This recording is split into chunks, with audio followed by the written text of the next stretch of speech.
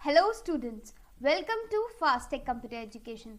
Students, आज के module में हम जानेंगे जीएसटी के बारे में कि आखिरकार ये जीएसटी होता क्या है। तो स्टूडेंट्स, जीएसटी का मतलब होता है गुड्स एंड सर्विसेज टैक्स। अगर देखा जाए तो जीएसटी पूरे देश के लिए एक कॉमन टैक्स है। आपने तो सुना ही होगा, one nation one common tax. तो जीएसटी एक ऐसा टैक्स है जो भारत को एक जैसा बाजार बनाएगा। 17 साल की कवायद के बाद जीएसटी 1 जुलाई 2017 को देश भर में लागू हो गया था। क्योंकि आपको तो पता ही है कि अभी जब तक जीएसटी नहीं था तब तक हमें एक ही चीज के लिए अलग अलग टैक्स चुकाने पड़ते थे, जिनकी कीमत अलग अलग राज्यों में अलग अलग होती थी। तो अगर एक पेन की कीमत एक राज्य में 5 रुपए थी तो वह दूसरे राज्य में 8 रुपए भी हो सकती थी। तो इस तरीके से जो टैक्स है उस पेन पे वो एक राज्य से दूसरे राज्य में अलग अलग होता था।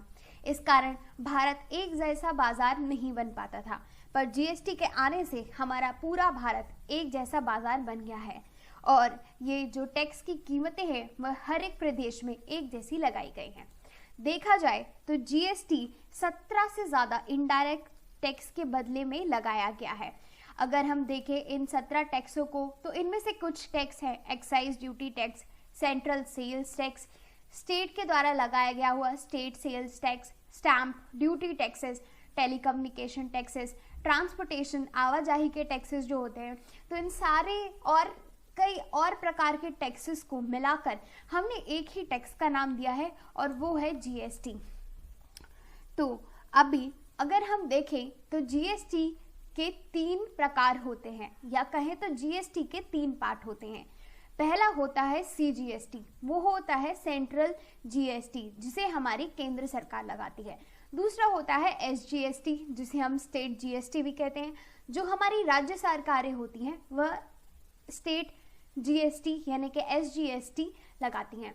इसके बाद होता है आईजीएसटी जो कि एक इंटीग्रेटेड टैक्स होता है। तो इस प्रकार देखा जाए तो जीएसटी के 3 प्रकार होते हैं, सीजीएसटी, एसजीएसटी और आईजीएसटी। तो तीनों प्रकार के जो टैक्स हैं वो गुड्स और सर्विसेज का ही एक पार्ट होते हैं, जो भारत में 1 जुलाई 2017 से लागू हो गया था। अब हम जानते हैं कि कैसे जीएसटी टैक्स को लगाया जाता है। तो अगर हम देखें कि अगर हम एक स्टेट के अंदर ही माल को जब सेल करते हैं या परचेज करते हैं तो इस केस में हमें सीजीएसटी और एसजीएसटी एप्लीकेबल होता है। एग्जाम्पल के लिए मैं आपको कहती हूँ कि अगर कोई एक कमोडिटी है, कोई एक गुड है जिसके ऊपर 18% का जीएसटी एप्लीकेबल है, तो इसमें से सीजीएसटी जो होगा हमारा वो 9% का होगा और एसजीएसटी का होगा 9% का होगा। तो अगर मैं आपको एग्जाम्पल के तौर पे समझाऊं कि अगर मैं मध्य प्रदेश की रहने वाली हूं और मैं मध्य प्रदेश के रहने ही वाले किसी और जो कस्टमर है उसको अपना माल सेल करती हूँ, तो इस केस में क्योंकि हम दोनों का जो स्टेट है वो सेम है तो इस केस में मुझे सीजीएसटी और एसजीएसटी एप्लीकेबल होगा। और अगर मैं एक चीज़ बेच रही हूँ, जैसे कि मैं अगर एक टीवी सेल कर रही हूँ जिसके ऊपर 18% का टैक्स जो है जीएसटी वो एप्लीकेबल है, तो इस केस में मेरा जो 18% का टैक्स है उसमें 9% का पार्ट सेंट्रल गवर्नमेंट को जाएगा एज सीजीएसटी और 9% का पार्ट जो है वो स्टेट गवर्नमेंट को जाएगा जो एसजीएसटी होगा। तो इस तरीके से आप समझ सकते हैं कि जीएसटी को अगर हम हाफ डिवाइड कर दें तो उसमें से 9% हमारा सीजीएसटी और 9% हमारा एसजीएसटी होगा। अब चलते हैं दूसरे प्रकार के टैक्स के बारे में, वो होता है आईजीएसटी। आईजीएसटी तब एप्लीकेबल होता है जब आप एक स्टेट से दूसरे स्टेट में सेल करते हैं या परचेज करते हैं। जैसे अगर मैं मध्य प्रदेश के रहने वाली हूँ और अगर मैं महाराष्ट्र के किसी व्यक्ति को अपना जो गुड्स है वो सेल कर रही हूँ तो इस केस में, या फिर उससे गुड्स परचेज कर रही हूँ तो इस केस में हमारा आईजीएसटी एप्लीकेबल होगा।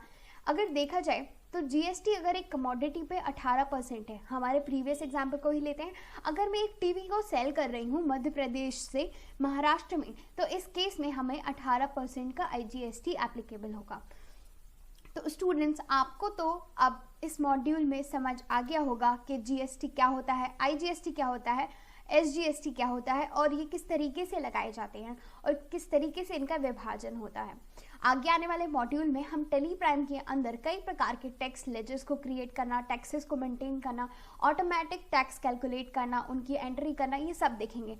तब तक बने रहिएगा टेली प्राइम कोर्स के साथ। Thank you so much.